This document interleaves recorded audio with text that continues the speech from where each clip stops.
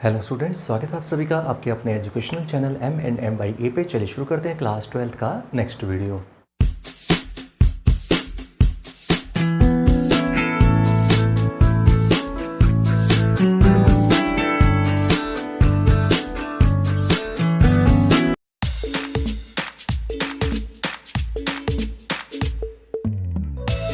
तो स्टूडेंट्स, अब तक हमने कर लिया है एप्लीकेशन ऑफ डेरिवेटिव में अब 2 पॉइंट्स फाइंड करने वाला पॉइंट, जहाँ पे हमें पर्टिकुलर पॉइंट फाइंड करना होता है जहाँ पे tangent is parallel to some line और perpendicular to some line given होते हैं। वो हमने कंप्लीट कर लिया लास्ट वीडियो में। और साथ ही साथ इक्वेशन ऑफ टेंजेंट और इक्वेशन ऑफ नॉर्मल का कंसेप्ट हमने शुरू कर लिया, जहाँ पे हमने इक्वेशंस फाइंड भी की है। ठीक है, अगर आपने वो वीडियो नहीं देखा है जहाँ से हमने स्टार्टिंग की थी इनकी आज वाले टॉपिक की, वो आप जरूर देखिएगा, क्योंकि उसके बिना आपको आगे समझ में नहीं आएगा। तो यहाँ पे आई बटन क्लिक कीजिए, आपको क्लिक करने से आपको लिंक मिल जाएगा। चलिए शुरू करते हैं next topic. Students, next question पे चलते हैं। क्या है? Find the equation of tangent and normal to the curve y square is equal to 4ax at the point 80 square and 280। देखिए स्टूडेंट्स, मैं क्वेश्चन क्यों करवा रहा हूँ, वैसे मुश्किल नहीं है, बट थोड़ा सा बच्चे देख के घबरा जाते हैं इस क्वेश्चन को। ठीक है, बच्चे इस क्वेश्चन को देख के घबरा जाते हैं, सोचते हैं टी कहाँ से आ गया, इसलिए वो इस क्वेश्चन को छेड़ते ही नहीं है जानबूझ के। वो सोचते हैं पता नहीं क्या है, अजीब सा है, टी कहाँ से आ गया, हमें तो टी का पता ही नहीं है। ठीक है, तो इसलिए मैं जानबूझ के करवा रहा हूँ, ताकि देखिए कुछ भी नहीं है, देखिए इतना सा ही क्वेश्चन है टोटली। ठीक है, कैलकुलेशन पार्ट थोड़ा सा, ये देखिए एक लाइन की कैलकुलेशन है, फिर इक्वेशन आ जाती है, फिर एक लाइन की इक्वेशन है, फिर इक्वेशन आ जाती है। मतलब इतना ही पार्ट है, इतना ही है। और बस वैसे ही देखिए घबरा जाते हैं, टेंशन फोबिया होता है कईयों के, तो वो डर जाते हैं, लेकिन इतना मुश्किल नहीं है। देखिए क्या है, आपको इक्वेशन ऑफ टेंजेंट नॉर्मल निकालना है। कर्व की equation y square equal to 4ax और पॉइंट है आपका 80 स्क्वायर और 280। कोई फर्क नहीं पड़ता, ये x और ये y की जगह रखना और कुछ नहीं है इससे ज़्यादा। तो हमें क्या करते हैं, y स्क्वायर का 2y और y का dy/dx, इम्प्लिसिट फंक्शन वाला कंसेप्ट। 4a कॉन्स्टेंट है, x का 1 हो जाएगा, तो 4a रह जाएगा। तो अब dy/dx क्या हो जाएगा, 2y डिवाइड में आ जाएगा, 2 से 2 कैंसिल हो गए, 2a/y बच जाएगा dy/dx की वैल्यू। अब हमें जो इक्वेशन निकालनी होती है उसके लिए स्लोप चाहिए होता है, और स्लोप किसके लिए, गिवन पॉइंट के लिए। तो जो हमारा dy/dx आया है उसमें पॉइंट रख देंगे 80 स्क्वायर और 280। 80 स्क्वायर और 280 रख दिया है, तो dy/dx आ जाएगा इसका 80 स्क्वायर। देखिए x की जगह यहाँ पे x नहीं है, अब की बात, पिछले क्वेश्चंस में y नहीं होता था, इसमें x नहीं है, कोई फर्क नहीं पड़ता। जैसे हमने पहले y को इग्नोर करते थे, y नहीं है तो छोड़ दीजिए, कोई बात नहीं। तो यहाँ पे x नहीं है तो x को छोड़ दीजिए, कोई बात नहीं। तो यहाँ पे 2a as it is upon y की जगह तो रख सकते हैं 280, तो यहाँ पे रख देंगे 2a/280। तो 2a से 2a कैंसिल, 1/t आ चुका है। तो dy/dx जो आता है that is slope of tangent होता है, आपको अच्छे से पता होगा अब तक। ठीक है, तो इक्वेशन ऑफ टेंजेंट होता है y माइनस y1, यानी कि ये y1 और ये x1 होता है, पता है आपको, is equal to slope of tangent ये है आपका 1/t, तो 1/t x माइनस x1 यानी कि 80 स्क्वायर। तो इसको क्रॉस मल्टीप्लाई करते हैं, तो इसको सिंप्लीफाई कर लीजिए। तो x और y तो अलग रखना है, x अलग वैल्यू होगी, y अलग वैल्यू होगी, और जो विदाउट xy है वो सारा कॉन्स्टेंट मानना है। तो ये हो जाएगा x minus yt plus 80 square, यानी कि एक x की टर्म होगी, एक y की टर्म होगी और एक विदाउट xy टर्म होगी, जिसको आप कांस्टेंट बोलते हैं जनरली। तो ये हो जाएगा आपकी इक्वेशन ऑफ टेंजेंट। अब हमें चाहिए equation of normal. Equation of normal के लिए स्लोप ऑफ नॉर्मल चाहिए, और स्लोप ऑफ नॉर्मल आपको बता चुका, स्लोप ऑफ टेंजेंट का नेगेटिव रेसिप्रोकल होता है। तो स्लोप ऑफ टेंजेंट 1/t है, तो उसका नेगेटिव कर दीजिए, तो प्लस है तो ये माइनस हो जाएगा। ये 1/t है तो उसका रेसिप्रोकल क्या होगा, t हो जाएगा, तो यानी कि -t आ चुका है। तो स्लोप ऑफ नॉर्मल है आपका -t, तो इक्वेशन ऑफ नॉर्मल हो जाएगी y minus y1 is equal to m into x minus x1। तो इसका सिंप्लीफाई कर लीजिए, तो tx plus y minus 280 minus 80³ is equal to 0। तो ये आपका आ चुका है इक्वेशन ऑफ नॉर्मल। तो चलते हैं नेक्स्ट क्वेश्चन पे। नेक्स्ट क्वेश्चन आपके सामने है, वो क्या है देखिए, find the equation of tangent to the curve y is equal to 2 sin x plus sin 2x। Trigonometric values का यूज़ हो गया, कोई फर्क नहीं पड़ता, इससे हमें at x is equal to π/3। तो x जो वैल्यू है वो π/3 रखनी है x की। तो x तो हमें कोऑर्डिनेट चाहिए पॉइंट की, तो x कोऑर्डिनेट तो चलो ठीक है मान लिया π/3 है, लेकिन y कोऑर्डिनेट तो नहीं पता। तो जैसा कि हमने पिछले क्वेश्चंस में किया है, x कोऑर्डिनेट तो पता ही है कम से कम, तो x की वैल्यू π/3 पुट कर दीजिए, तो y की वैल्यू अपने आप आ जाएगी। तो y की वैल्यू हमने निकाल लेंगे और पॉइंट आ जाएगा उससे। और उसके बाद हमें चाहिए इक्वेशन ऑफ टेंजेंट, जो कि अब तक किया ही है। स्लोप निकाल लेंगे dy/dx करके, उसे पुट कर देंगे पॉइंट जो भी आया था वो, और वो स्लोप ऑफ टेंजेंट आ जाएगा, उससे इक्वेशन ऑफ टेंजेंट बन जाएगी। शुरू करते हैं। देखिए y is equal 2 sin x plus sin 2x at x is equal to π/3 कहा है, तो पहले मैं पॉइंट ही निकाल लेता हूँ। उसके लिए x की वैल्यू π/3 रखती है यहाँ पर, तो x की जगह π/3, तो 2 sin π/3 प्लस sin 2π/3, x की जगह π/3 रखा है मैंने सर सिर्फ। तो sin 2 π/3 होता है sin 60 डिग्री, sin 60 होता है √3/2, तो 2 इंटू √3/2 प्लस sin 2π/3, यानी कि sin 2π/3 होता है पाई माइनस π/3, यानी कि 2π/3 होता है पाई माइनस π/3, यानी कि sin 180 माइनस थीटा होता है sin थीटा, यानी कि sin π/3 ही बचेगा। तो आप अपने अकॉर्डिंग निकाल सकते हैं, जो आपको वैल्यू निकालनी आनी चाहिए इसकी। ठीक है, आपको नई चीज़ नहीं सिखा रहा हूँ कि आपको कि नई चीज़ बता रहा हूँ, आपको खुद को पता है साइन 2π/3 कैसे निकालते हैं। तो वो आएगा √3/2, ठीक है। तो 2 × √3/2 प्लस √3/2, तो 2 से 2 कैंसिल आउट हो गए, √3 प्लस √3/2। तो यानी कि समझ लीजिए √3 ये 1 टाइम है, ये हाफ टाइम है, और 1 और हाफ कितना होता है 3/2 होता है, 1.5 यानी कि 3/2। तो 3/2 टाइम कितना √3, तो इसको एलसीएम लेके भी कर सकते हैं। तो आपका आंसर आ जाएगा 3√3/2 यानी कि वाई कोऑर्डिनेट आ चुका है। तो आपका पॉइंट आ चुका है, एक्स कोऑर्डिनेट और वाई कोऑर्डिनेट आ चुके हैं। π/3 एक्स कोऑर्डिनेट जो गिवन था और वाई कोऑर्डिनेट हमने फाइंड कर लिया 3√3/2। अब हमारा काम क्या है, स्लोप ऑफ टेंजेंट निकालना। तो स्लोप ऑफ टेंजेंट होता है dy/dx, हर बार आया है अब तक, हर क्वेश्चन में किया हमने। तो ये हो जाएगा dy/dx इज इक्वल टू इसका differentiation 2 cos x plus sign 2x का cos 2x इंटू 2x का करेंगे तो 2 आ जाएगा साथ में। अब ये dy/dx आ चुका है। अब पर्टिकुलर पॉइंट के लिए पूछा है तो पॉइंट पे रख देंगे। तो x और y की वैल्यू ये रखनी है यहाँ पर, तो y तो इसमें है ही नहीं इसके अंदर, तो सिर्फ x रखना है π/3। तो स्लोप ऑफ टेंजेंट इस पर्टिकुलर पॉइंट पे आ जाएगा 2 cos π/3 प्लस 2 cos 2π/3। तो फिर से वही cos π/3 की वैल्यू यानी कि cos 60 1/2 होता है, और cos 2π/3 के फिर वही cos π माइनस π/3 करके, तो cos π माइनस थीटा होता है माइनस cos थीटा, तो माइनस cos π/3 यानी कि cos 60 1/2, तो माइनस हाफ हो जाएगा। तो ठीक है, ये 2 × हाफ माइनस 2 × हाफ, 2 × हाफ से 2 × हाफ कैंसिल, यानी कि 1 - 1 0 हो जाएगा। तो आप देख सकते हैं स्लोप ऑफ टेंजेंट आपका 0 हो चुका है। आप चाहें तो डायरेक्ट भी लिख सकते हैं, जो हमें पता है तो कि dy/dx अगर 0 है तो जो slope of tangent that is parallel to x axis, ठीक है। Slope of tangent is parallel to x axis है, तो dy/dx 0 होता है, पता है। अगर नहीं पता है कोई बात नहीं, तो भी चलेगा, क्योंकि हम इक्वेशन में रखेंगे तो अपने आप ऑटोमेटिकली वही आना है। तो इक्वेशन ऑफ टेंजेंट क्या होती है, y - y1, ये y1 रहा, is equal to m that is slope 0 था, इंटू x - x1, ये सारा ही 0 हो जाएगा। तो y - 3√3/2 is equal to 0, LCM 2 आ जाएगा, 2 उधर जाके डिवाइड मल्टीप्लाई 2 0 से हो जाएगा तो खत्म हो जाएगा। तो बचेगा 2y - 3√3 इज इक्वल टू 0। ये आ चुका है आपका इक्वेशन ऑफ टेंजेंट। ऐसे ही अगर इक्वेशन ऑफ नॉर्मल कहते हैं तो वो भी हम इस तरह से निकाल सकते हैं, नेगेटिव रेसिप्रोकल करके कंसेप्ट वो भी पूछा जा सकता है, तो वो भी आप कर सकते हैं। तो एक नेक्स्ट क्वेश्चन पे चलते हैं। नेक्स्ट क्वेश्चन आपका है इक्वेशन ऑफ नॉर्मल निकालना है, ट्रिग्नोमेट्रिक वैल्यूज़ हैं इसमें, तो ये करवा देता हूँ प्रैक्टिस के लिए। आपका क्वेश्चन है find the equation of normal to the curve y is equal to, एक फर्स्ट पार्ट और है वो मैं आपको नहीं करवा रहा हूँ, खुद से प्रैक्टिस कीजिए थोड़ा सा, क्योंकि थोड़ा बड़े वाला लेवल मैं करवा देता हूँ, छोटा लेवल आप अपने आप कर पाएंगे, ठीक है। तो मैं करवा रहा हूँ y is equal to sine 2x plus cot x plus 2 is equal to 0 at x is equal to π/2, ठीक है। तो ये आपका क्वेश्चन है, सेकंड पार्ट है, 17th क्वेश्चन मेरे सामने जो बुक है उसमें। तो ये आपका sine 2x plus cot x plus 2 का whole square at x is equal to π/2, तो ये इक्वेशन है, और x इज इक्वल टू π/2। तो सबसे पहले पॉइंट निकाल लेते हैं, x की जगह π/2 रखने से जो वैल्यू आती है तो कोट साइन पाई हो जाएगा प्लस कोट π/2 प्लस 2, ये 0 होता है, ये भी 0 होता है, प्लस 2 ही रहेगा, और स्क्वायर है तो 4 हो जाएगा। तो पॉइंट हो चुका है π/2, 4 कोऑर्डिनेट्स आ चुके हैं पॉइंट के। अब हमें चाहिए स्लोप ऑफ टेंजेंट, पहले तो स्लोप ऑफ नॉर्मल उसके बाद ही आएगा नेगेटिव रेसिप्रोकल करने से। तो पहले dy/dx किया तो पावर का पहले करेंगे, पावर आगे आ जाएगा डिफरेंशिएशन करने में, तो ये एज इट इज रखा जाता है, आपको कई बार बता चुका हूँ। फिर पावर का हमने कर लिया, छुपा लीजिए। अब इसका जो पार्ट है इसका हमने डिफरेंशिएशन यहाँ पे कर लिया है, चेन रूल इसको आप बोलते हैं, ठीक है। तो इसको करने के बाद ये पॉइंट पुट कर दिया जाएगा, तो स्लोप ऑफ टेंजेंट आ जाता है इसको रखने से, तो वो आ जाएगा -12, ठीक है।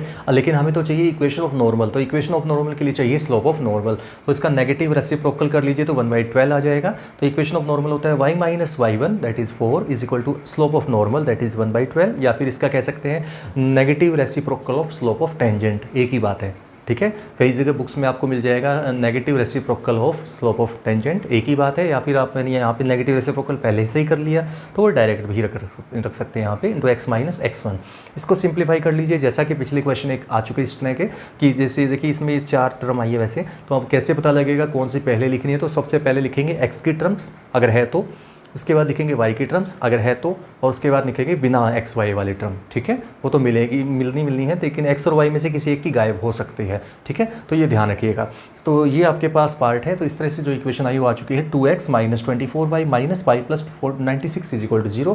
किसी क्वेश्चन में हो सकता है माइनस कॉमन निकाले, तो उससे कोई ये मत कीजिएगा कि ये तो गलत आंसर है, क्योंकि ये क्वेश्चन का जो अब 12th क्लास के बच्चों को बताने की जरूरत नहीं है, तो इसमें माइनस कॉमन निकाल लेंगे तो वही आंसर आ जाएगा। तो ये आंसर किसी बुक में ये भी हो सकता है 24y - 2x plus 5 - 96 is equal to 0, तो बात एक ही बनती है। चलते हैं नेक्स्ट कंसेप्ट में। नेक्स्ट क्वेश्चन क्या कहता है, देखिए find the equation of tangent to the curve x² + 3y is equal to 3 which is parallel to the line y - 4x + 5 equal to 0। यानी कि एक कर्व गिवन है आपको, उसके ऊपर जो टेंजेंट की इक्वेशन आपसे पूछी गई है और उस पर्टिकुलर पॉइंट पे निकालनी है विच इज़, यानी कि आपको बताना है equation of tangent to the curve which is parallel to the line this, यानी कि उस कर्व के ऊपर जो हमें टेंजेंट की इक्वेशन निकालनी है जो पैरेलल होती है, जो टेंजेंट आपकी जो है किसके है, पैरेलल टू द लाइन। कौन सी लाइन के पैरेलल है, y minus 4x plus y equal to 0। इसको समझाने की कोशिश करता हूँ। देखिए आपके पास ये मान लीजिए कर्व है, ये इस कर्व के ऊपर ये पर्टिकुलर पॉइंट है, मान लीजिए यहाँ पे ये टेंजेंट है, मान लीजिए यहाँ पे आपका ये टेंजेंट यहाँ से निकल रहा है। तो ये जो टेंजेंट है इसकी इक्वेशन हमें फाइंड करनी है, इस लाइन की इक्वेशन जो टेंजेंट है इसके साथ, ठीक है, इसकी इक्वेशन निकालनी है। और खासियत क्या गिवन है, ये जो लाइन है, ये टेंजेंट लाइन आपकी आई है, ये इस लाइन के पैरेलल है। तो इस लाइन की इक्वेशन है y minus 4x plus 5 equal to 0। ठीक है, ठीक है, क्लियर हुआ। तो इसका मतलब क्या हुआ, देखिए ये जो टेंजेंट है वो इस लाइन के पैरेलल है। तो दोनों लाइंस कैसी होगी, पैरेलल होगी, टेंजेंट भी और ये लाइन आपस में पैरेलल हो गई। तो जो इसका स्लोप आएगा m1 और जो इसका स्लोप आएगा m2, दोनों क्या होंगे, इक्वल, क्योंकि लाइंस कैसी हैं, पैरेलल हैं, तो स्लोप इक्वल होते हैं। तो इसका स्लोप कैसे निकालते हैं, कर्व के ऊपर टेंजेंट का स्लोप ऑफ टेंजेंट कैसे निकालते हैं, dy/dx से ही निकालते हैं। और इसका स्लोप कैसे निकालेंगे, वो भी dy/dx से निकालेंगे। तो दोनों कर्व के ऊपर जो टेंजेंट है और जो लाइन का टेंजेंट है, लाइन का जो लाइन की इक्वेशन का स्लोप है वो हमारा क्या होगा, इक्वल होगा। करें शुरू। तो देखिए सबसे पहले हमने किया 2x plus 3 into dy/dx is equal to 0। तो dy/dx हो गया माइनस 2x/3, ये आ गया स्लोप ऑफ टेंजेंट। ठीक है, slope of tangent to the curve, इसकी मतलब इसका स्लोप आ चुका है, इसका इंक्लिनेशन आ चुका है।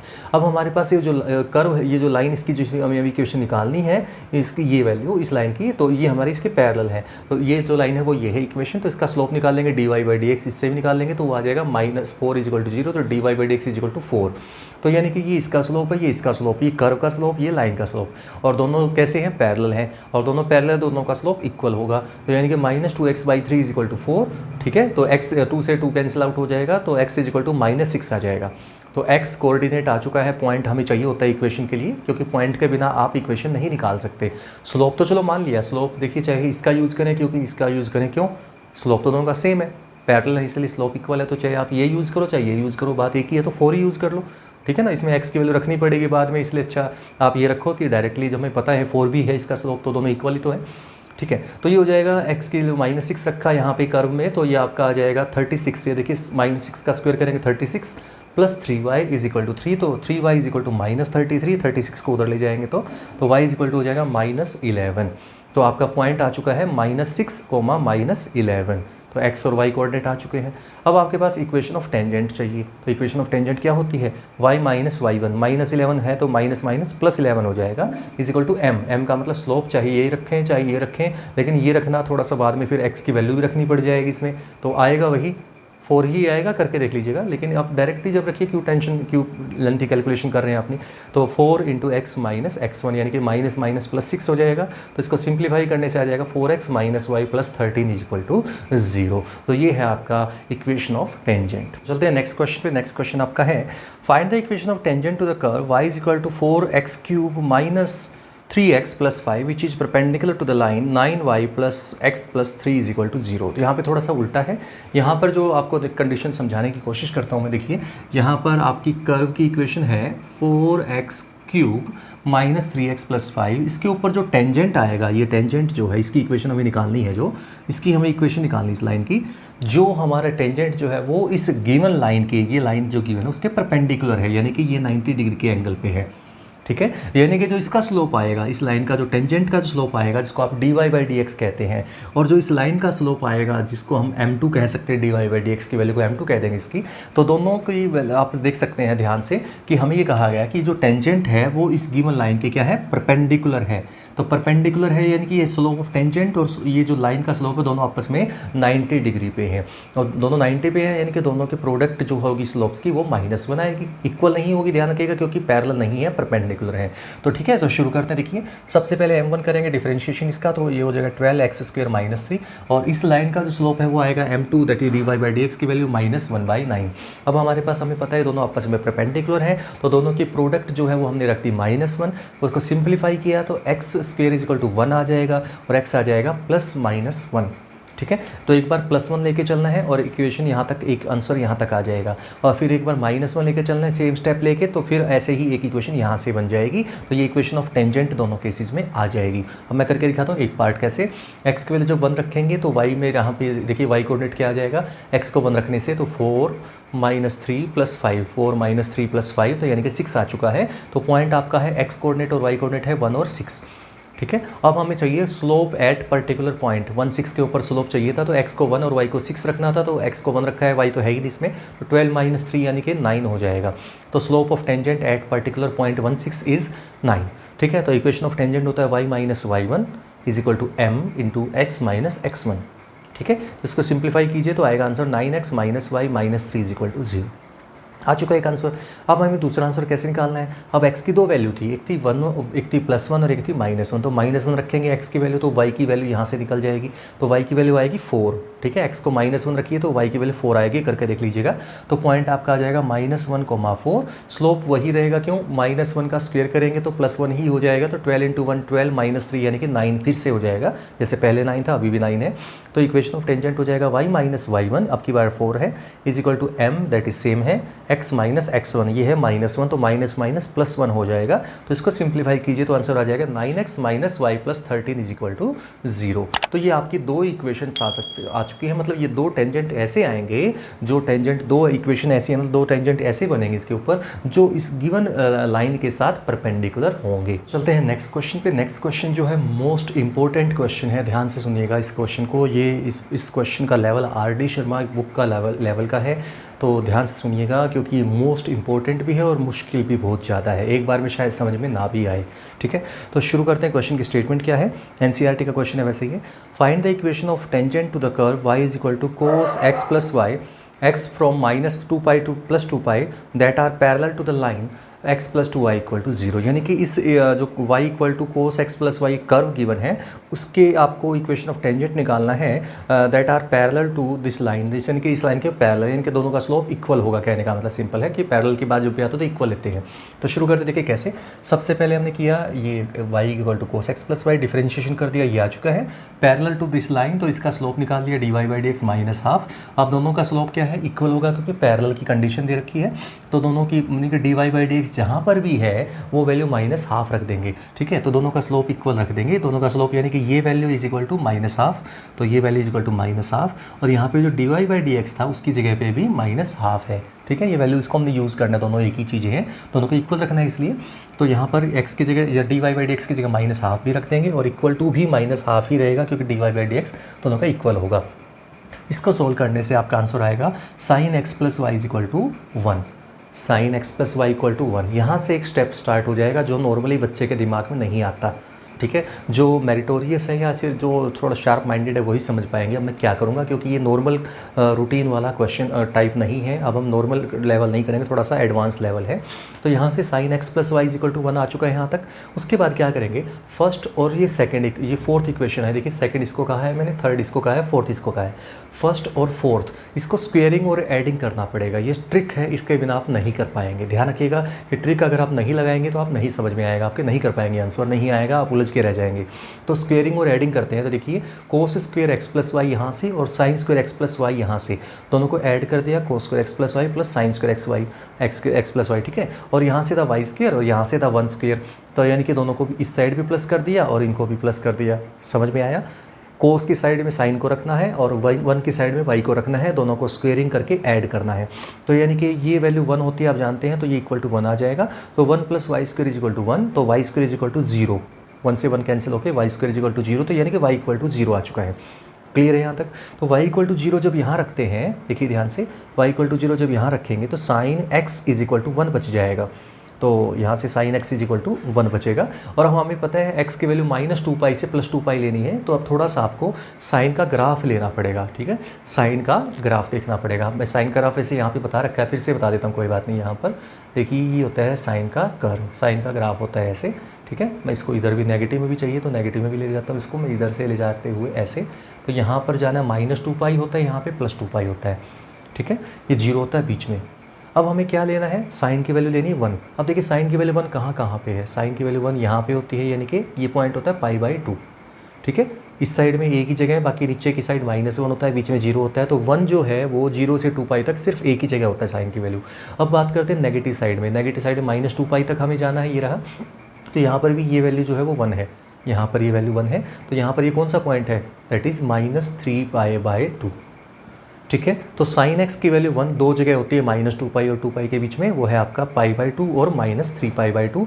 उम्मीद करता हूँ आपको ये पॉइंट समझ में आ गया होगा। ठीक है, अब हम बात करते हैं नेक्स्ट पॉइंट की। ऑल्सो फ्रॉम 1, वंस को यूज़ करके यहाँ से 1 से हमने क्या किया, y को क्या रखना है 0, तो y को 0 रखेंगे तो 0 = cos x + 0 यानी कि cos x। तो cos x क्या बच गया 0, तो cos x की वैल्यू क्या चाहिए 0, और x के इंटरवल -2 पाई से +2 पाई। तो cos का जो कर्व होता है वो हमें नीचे मैंने बना रखा है, वैसे दोबारा से समझा देता हूँ यहाँ पर, दोबारा बना के देखिए कैसे।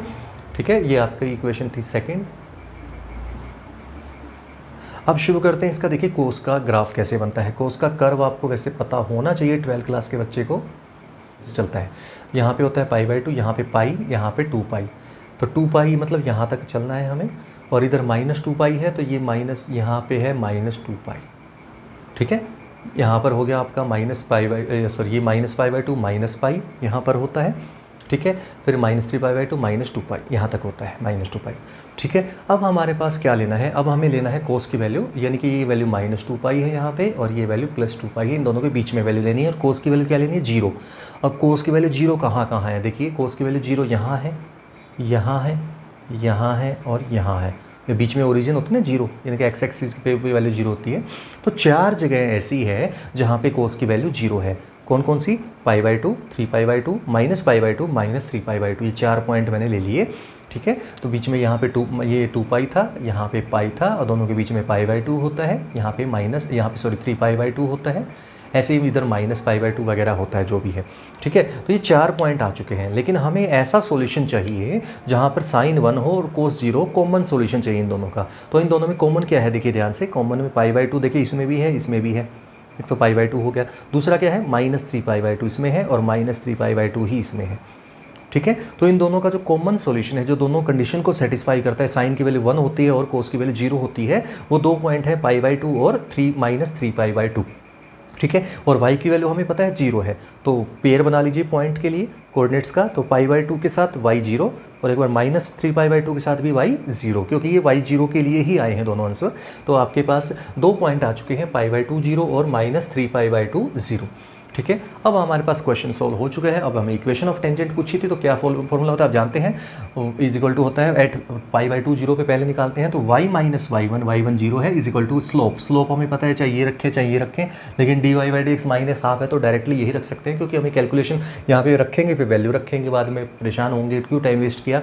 तो स्लोप हमने रखना है सीधा -½ ठीक है, तो ये हो जाएगा -½ × x - x1 यानी कि π/2। सिंप्लीफाई करना आपका काम है एलसीएम लेके, तो इसका आंसर आ जाएगा 2x + 4y - π = 0। Similarly equation of tangent at -3/2, 0 करेंगे, तो y - y1 = m, फिर से वही स्लोप वही रहेगा, x - x1 माइनस प्लस हो जाएगा 3 π/2, तो इसका हो जाएगा -2y = 2x + 3 π/2।